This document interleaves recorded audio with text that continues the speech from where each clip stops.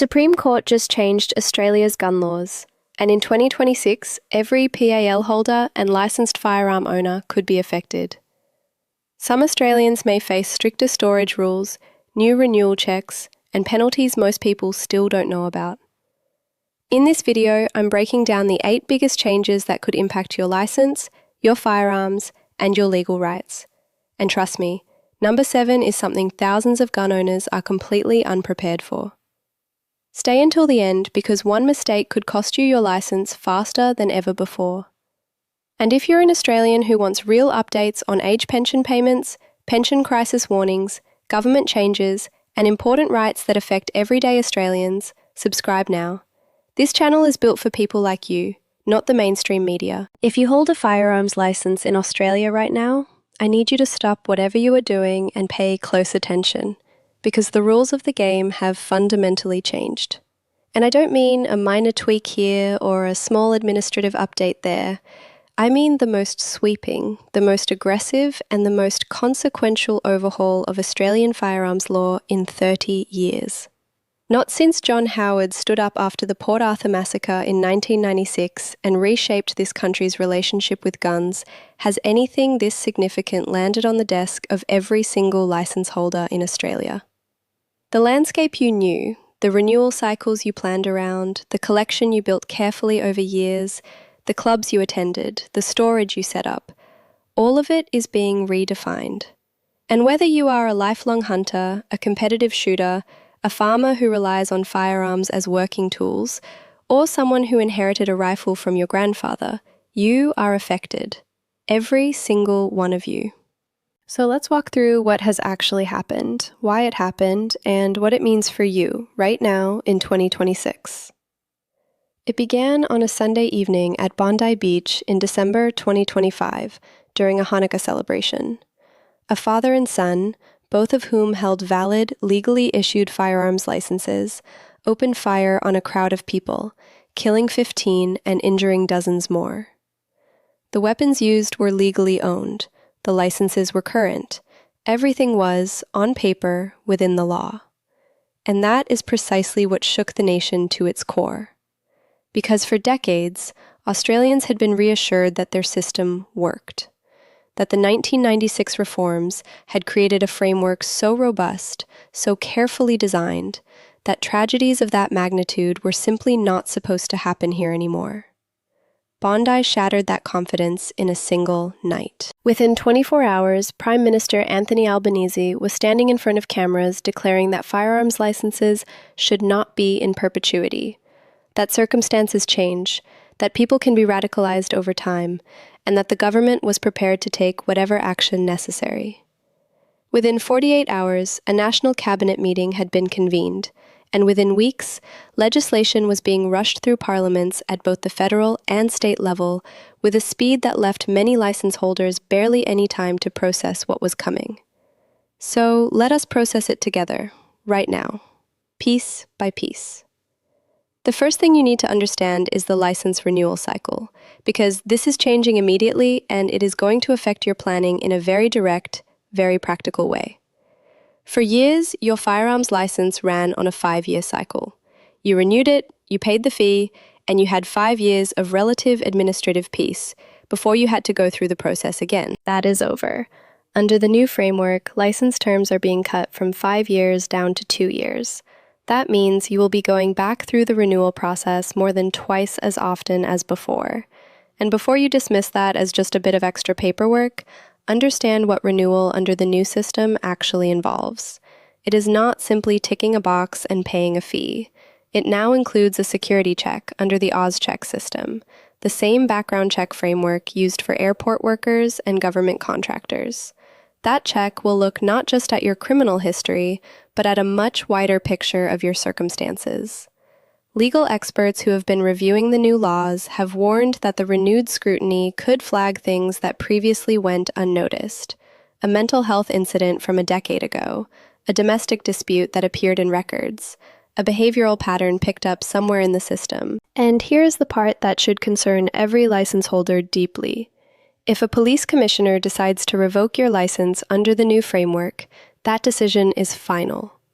Under the new NSW laws, the ability to challenge a license revocation through the civil and administrative tribunal, a safeguard that existed specifically to protect license holders from arbitrary decisions, has been removed. You no longer have that independent avenue of appeal. One decision, no review. That is the new reality. The second thing you must know is the firearms cap. And this one is causing more anger, more heartbreak, and more confusion in the shooting community than almost anything else in the reform package. Under the new laws, most individual license holders are now capped at 4 firearms in New South Wales, and the cap under the federal and ACT framework sits at 5. For the vast majority of recreational shooters, this is the number you now need to live by. If you currently own more than that, you are now in a position you have never been in before. You are holding property that the law is telling you to hand over. Farmers and those with genuine occupational needs are given more room, with caps of up to 10 firearms, but the burden is on you to justify every single one of those firearms against a genuine reason test. Sporting shooters and pest controllers have their own provisions, but again, those provisions are not automatic. They require active justification and documentation. And for collectors and those with firearms passed down through generations, the situation is genuinely painful. People have reached out in droves saying they have heirloom rifles, weapons with deep sentimental value, tied to their family history, to a grandfather who served, to a tradition that spans generations, and those weapons now count against their legal cap.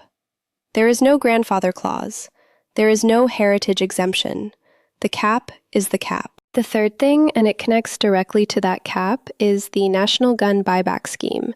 This is the mechanism the government is using to manage the transition from where we are now to where the new laws say we need to be. And it is the largest buyback program Australia has seen since 1996.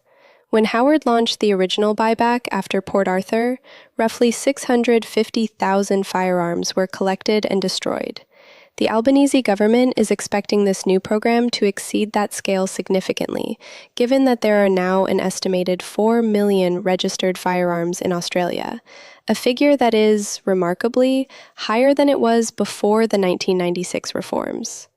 The federal government will fund the buyback, splitting the cost with states and territories, while the Australian Federal Police will handle the permanent destruction of all weapons handed in. But here is where many owners are deeply unhappy. The compensation being offered is, by many accounts, nowhere near what these firearms are worth on the market.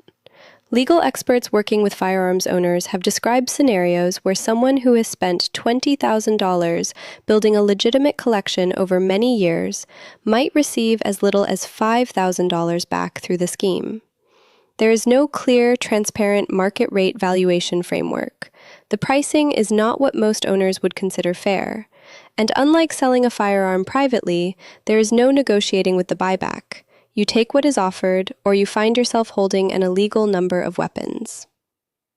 The fourth thing you need to know sits at the intersection of security and your digital life, and it is something that caught a lot of people completely off guard. Parliament has quietly passed a provision that makes it a criminal offense to use a carriage service, which in practical terms means the internet, to access or share material relating to the unauthorized manufacture or modification of firearms. This is being called the Internet Clause in some circles, and while it is framed as targeting the spread of 3D printing blueprints and illegal modification guides, the language is broad enough to concern legal experts who advise firearms owners. If you have ever been in an online forum, a Facebook group, a YouTube comment section, or any other digital space where discussion of firearm modification has come up, you need to be aware that the legal landscape around that kind of content has changed. The government is clearly responding to the growing threat of 3D printed firearms, a concern that was already being flagged by researchers well before Bondi. But the practical reach of this provision extends further than most people initially realized. The fifth change is about where you buy your firearms and what crosses the border, because the federal government has moved decisively on importation in ways that will permanently reshape what is available to Australian shooters. A total ban has been placed on the importation of straight-pull and pump-action rifles, belt-fed magazines, and high-capacity magazines that hold more than 10 rounds for rifles. If you are planning to bring in equipment from overseas, whether for competition, collection, or use, that window has now closed on certain categories entirely. This is not a temporary restriction or a review pending measure. These are permanent bans on categories of gear that were previously accessible through legal import channels. For competitive shooters who rely on specific equipment for international level competitions, this creates real logistical challenges, and the community is still working through what pathways, if any, remain available. The sixth change involves your gun club, and it is no longer optional. Under the new laws, gun club membership is now mandatory for all firearms license holders. Not recommended, not encouraged. Mandatory. And it goes further than just holding a membership card, because clubs are now required to actively report member attendance through the GunSafe online platform. This means there is now a digital, trackable record of your participation, or lack thereof. The reasoning from the government's perspective is straightforward. Active club membership and regular attended participation is considered evidence of genuine, ongoing reason to hold a license. If you are not attending, the argument goes, your reason for holding a license may not be as genuine as it needs to be. For many shooters in rural and regional areas, this creates a real burden, particularly where the nearest approved club is a significant distance away, or where work schedules and family commitments already make regular attendance difficult. The requirement is the same regardless of your circumstances. The seventh thing, and this one is critically important before you even think about acquiring your next firearm, is the mandatory safe storage inspection requirement. Before any permit to acquire, that is, your PTA, can be issued under the new system, police must conduct a safe storage inspection of your premises. Not after you acquire the firearm, before. If your storage does not meet the required standard at the time of inspection, the PTA is not issued. Full stop. This is a significant shift in the sequence of how acquisition works, and it puts the burden on you to have your storage infrastructure fully compliant before you make any purchase. If you are planning to buy a new safe or upgrade your existing storage, you need to do that before you apply, not after.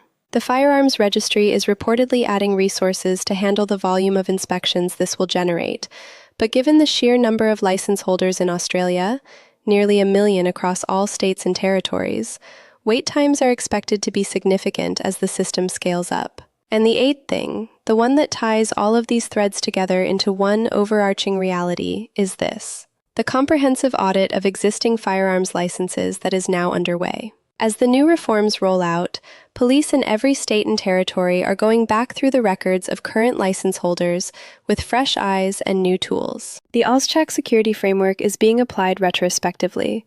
Things that slipped through under the old 5-year review cycle may now surface under the more rigorous 2-year scrutiny.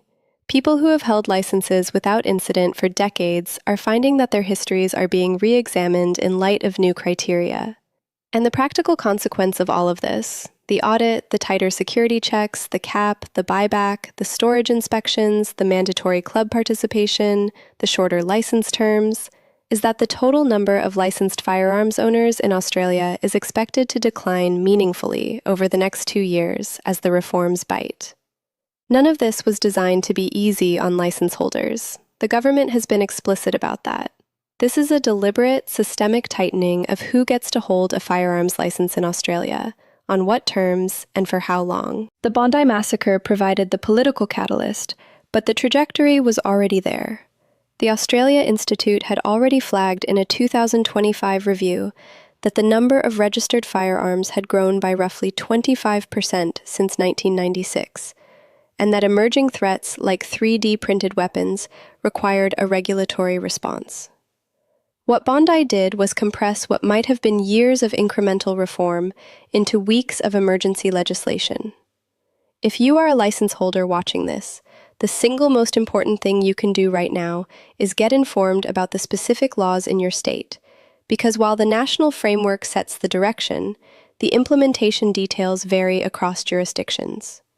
New South Wales moved fastest, passing its legislation on Christmas Eve 2025, with the 4-gun cap and the tribunal removal already in effect. The ACT's bill is working through inquiry. Queensland, the Northern Territory, and Tasmania pushed back on the federal cost-sharing arrangement for the buyback. Every state is at a slightly different point in the process. Know where your state stands. Count your firearms against the new cap. Check your license renewal date. Get your storage inspected now, before you need a PTA. Join or maintain your club membership and keep attendance records. And if your collection exceeds the cap, do not wait for the buyback details to be finalized before you start thinking about what you are going to do, because the timeline is moving fast, and the window for a planned, considered response is narrowing. 30 years ago, Australia made a choice after Port Arthur that reshaped the country's relationship with firearms in ways that most of the world watched and debated. In 2026, the country is making another choice. And this time, if you hold a PAL, you are not just watching it happen. You are at the center of it. Stay informed, stay compliant, and make sure you understand exactly what is now required of you, because the cost of not knowing is higher than it has ever been.